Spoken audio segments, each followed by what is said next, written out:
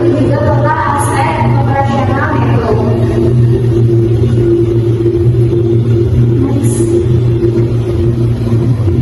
Yang ketiga, tingkat pembelian terhadap ekuitas pemegang saham. Rasio ini untuk mengukur tingkat laba yang diperoleh terhadap jumlah investasi pemegang saham. Rumusnya, tingkat pembelian terhadap ekuitas pemegang saham sama dengan laba neto dibagi dengan total ekuitas pemegang saham rata-rata.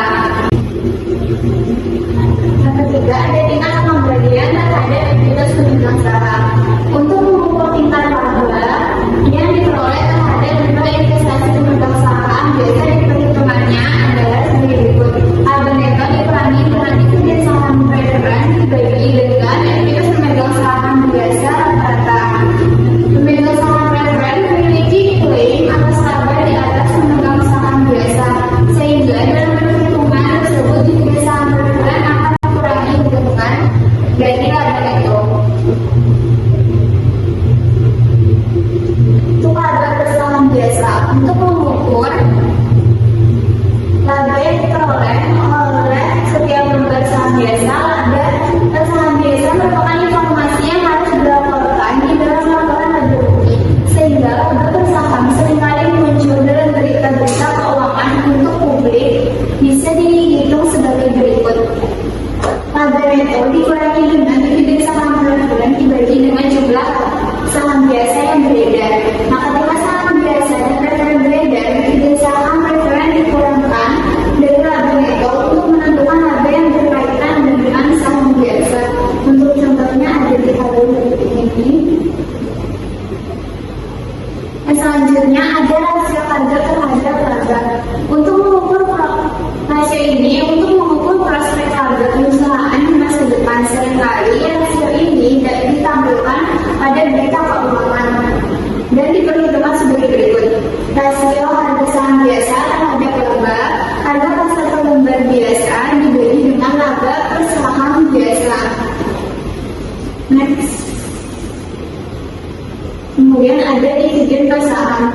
Untuk rasio ini untuk mengukur berapa bagian laba yang didistribusikan kepada pemegang saham biasa. Perhitungannya sebagai berikut. Dividen saham biasa dibagi dengan jumlah saham yang beredar.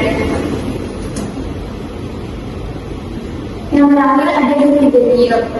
Untuk mengukur tingkat imbal hasil kepada pemegang saham biasa yang berupa dividen tunai. Hal ini penting bagi investor yang tujuan utamanya adalah untuk menerima pengembalian dividen dari investasinya. Untuk perhitungannya, dividen per saham dibagi dengan harga pasar per lembar saham biasa. Di sini terdapat ringkasan rasio-rasio keuangan. Nah, ukuran-ukuran analisis yang terdapat pada tampilan di samping dapat digunakan sebagai langkah awal untuk menganalisis solvabilitas dan profitabilitas suatu perusahaan. Namun, ukuran tersebut bukanlah pertimbangan utama untuk membuat keputusan. Misalnya, dalam menganalisis prospek masa depan suatu perusahaan, manajemen juga harus mempertimbangkan mengenai keadaan ekonomi secara umum dan keadaan lingkungan bisnis perusahaan-perusahaan tersebut. Selain itu, peran dan keterkaitan antara ukuran-ukuran tersebut sebaiknya dipelajari dengan seksama.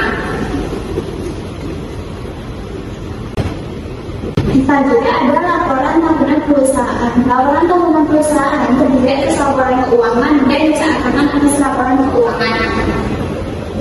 Laporan tahunan biasanya terdiri atas satu, pembahasan dan analisis oleh manajemen, kedua, laporan pengendalian internal, ketiga, laporan atas kewajaran laporan keuangan. Pembahasan dan analisis oleh manajemen.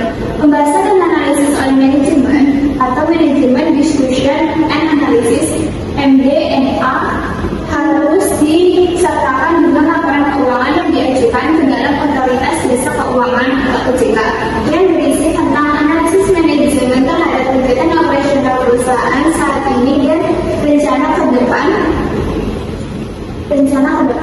Komponen-komponen yang terdapat di dalam itu yang pertama